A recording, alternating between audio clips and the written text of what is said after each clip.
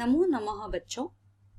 मैं हेमा दूत आप सभी का फिर से एक बार संस्कृत के इस क्लास में स्वागत करती हूँ। आज हम करने जा रहे हैं 7वीं कक्षा का दूसरा पाठ दुर्बुद्धि विनश्यति, यानी जिसकी बुद्धि भ्रष्ट हो चुकी है उसका विनाश निश्चित है। दुर्बुद्धि विनश्यति, और ये हमारा पहला सेशन है। आगे बढ़ेंगे अपने पाठ की ओर। द्वितीय पाठ दुर्बुद्धि विनश्यति। अस्ति मगध देशे फुलोत्पल नाम सरः, तत्र संकट विकटो हंसो निवसतः। कम्बुग्रीव नामकः तयोः मित्रम एकः कूर्मः अपि तत्रैव प्रतिवसति स्म। अर्थात मगध देश में फुलोत्पल नामक एक तालाब था। सरह यानी तालाब। तत्र संकट विकटो हंसो निवसतः, यानी वहां पर संकट और विकट नाम के दो हंस निवास करते थे यानी रहते थे। कम्बुग्रीव नामकः तयोः मित्रम एक कूर्म। कूर्म यानी एक कछुआ। उस कछुए का नाम था कम्बुग्रीव। तो कम्बुग्रीव नाम का उनका एक कछुआ था और वे सभी वहां पर रहते थे एक साथ में। तत्रैव प्रतिवसति, वहां पर तीनों भी एक साथ में रहते थे। अथ एकदा धीवरा तत्र आगच्छन्। एक दिन, उसके पश्चात एक दिन वहां पर धीवरा, धीवराः यानी कुछ मछुआरे, आगच्छन् यानी आए। ते अकथन वयं श्वः मत्स्य कूर्मादीन मारिष्यामः। तब उन्होंने कहा वहां पर वयं श्वः, श्वः यानी मार देंगे, स्वयं यानी कल, मत्स्य कूर्मादीन मारिष्यामः, मारिष्यामः यानी मार देंगे। तो यानी कल हम यहाँ पर जितने भी मछली, मत्स्य, मत्स्य यानी मछली, कूर्मा, कूर्मा यानी कि कछुआ, जो भी यहाँ पे है उन्हें हम कल यहाँ मार देंगे। एतत् श्रुत्वा कूर्म अवदतः। तो यह सुनकर कछुए ने क्या कहा? अवदत यानी कहना। और किससे कहा? हंसों से। मित्रों कीन युवाभ्या धीवराणा वार्ता श्रुता। क्या तुमने ये बातें सुनी जो इन मछुआरों ने कही है, जो इन धीवराओं ने कही है? मित्रें किन युवाभ्या धीवराणा वार्ता श्रुता। क्या आपने उनकी वार्ता सुनी है कि वो क्या कह रहे हैं? अधुना किम अहम करोमि हंसो अवदातम। तो हंसों ने कहा हाँ सुना तो है, अब हम क्या करेंगे? प्रातः यद उचित तत् कर्तव्यमः, यानी सुबह उठकर, प्रातः यानी सुबह, कल सुबह हम कोई उचित मार्ग इसका ढूंढेंगे, कोई उचित उपाय ढूंढेंगे। कूर्म अवदत, कूर्म यानी कि कछुआ कहने लगा, मैवम तद यथाहम अन्य हृदम गच्छामि तथा कुरुतम। यानी मुझे, हमें यहाँ से कहीं और चले जाना चाहिए। हृदम यानी किसी दूसरे तालाब में कहीं और दूर यहाँ से चले जाना चाहिए। हंसो अवदातम यानी हंस बोलने लगे, आवा की करवाव, तो हम क्या करें?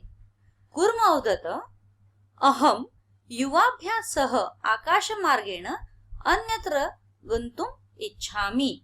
तो वह कहने लगा, कूर्म क्या कहने लगा कि मैं, अहम युवाभ्या यानी तुम दोनों के साथ, सह यानी साथ, आकाश मार्गेण अन्यत्र गंतुम इच्छामि, आकाश मार्ग से कहीं और जाने की इच्छा रखता हूं और हम कहीं और जा सकते हैं। हंसो अवदातम अत्र कह उपाय, ये कैसा उपाय है? तब कच्छपः वदति, यानी कछुए ने क्या कहा? युवा काष्ठदंडम एक चचवा धारयताम अहम काष्ठदंड मध्ये अवलंब्य युवयोः पक्षबलेन सुखेन गमिष्यामि। तो हंस हंसों ने जब कहा कि क्या उपाय हम कर सकते हैं, तब कछुए ने कहा कि तुम एक काठी लो, लकड़ी का एक डंडा लो और उस डंडे को दोनों तरफ तुम दोनों जन अपनी अपनी चोंच से पकड़ लो और उस डंडे के बीच में यानी काष्ठ दंड मध्य मध्य यानी बीच, उस डंडे के बीच में मैं लटक जाऊंगा मुंह से पकड़ के और तुम उस डंडे को अपने पंखों के बल से, पक्ष बलेन, अपने पंखों के बल से सुख रूप से मुझे यहाँ से दूसरी ओर ले जाओगे। गमिष्यामि यानी मुझे यहाँ से ले जाओगे। तो हंसों ने जब पूछा कि हम क्या कर सकते हैं, क्या उपाय है, तो कछुए ने कहा कि तुम एक डंडे को दोनों तरफ से चोंच से पकड़ो और मैं बीच में लटक जाऊंगा और तुम मुझे अपने पंखों के बल से किसी दूसरी जगह पर सुख रूप से ले जाना। हंसो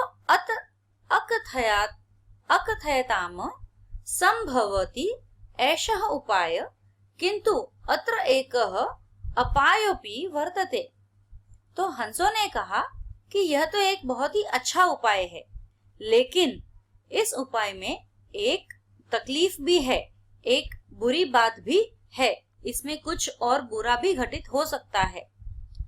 आवाभ्याम नियमान त्वामलोक्य जनाः किंचित् वदिष्यन्ति एव।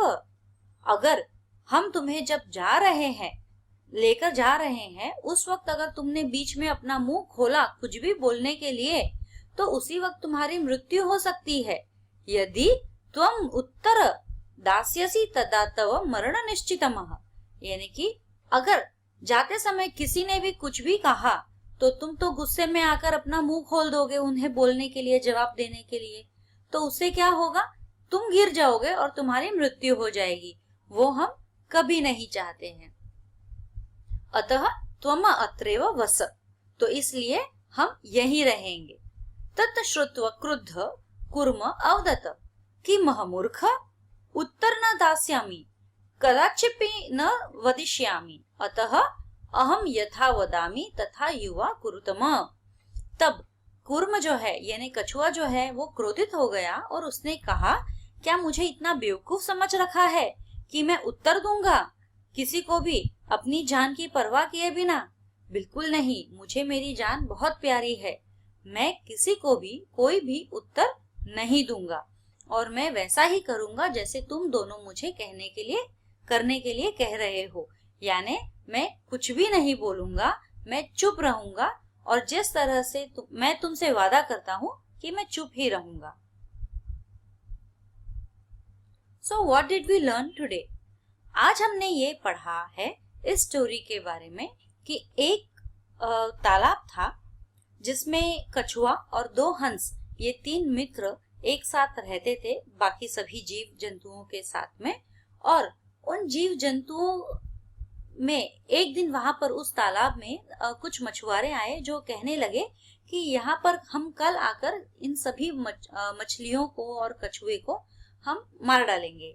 तो कछुआ परेशान हो गया, डर गया कि अब हम क्या करें, अब अगर हम यहाँ रहे तो मर जाएंगे, तो हमें कहीं और जाना होगा। तो उसने अपने मित्रों से ये बात कही कि हमें यहाँ से कहीं और जाना चाहिए। तब उसके मित्रों ने कहा कि हम कल सुबह सोचेंगे क्या करना चाहिए। तब उसने कहा कल सुबह नहीं, हमें उपाय सोचकर ही रखना होगा ताकि कल सुबह हम उसे अमल कर सके। तो इस तरह से कछुए ने अपने दोनों मित्रों को एक उपाय बताया कि किस तरह से वो एक लकड़ी को दोनों ओर से पकड़ ले अपनी चोंच से और कछुआ उस पर बीच में लटक जाएगा और दोनों भी हंस जो है अपने पंखों के बल पर उस लकड़ी को उठाकर दूर ले जाएंगे, किसी दूसरे तालाब में उसे छोड़ देंगे। लेकिन हंसों को यह उपाय अच्छा तो लगा, लेकिन वो करना नहीं चाहते थे क्योंकि ऐसा करने से कछुए का नुकसान भी हो सकता था।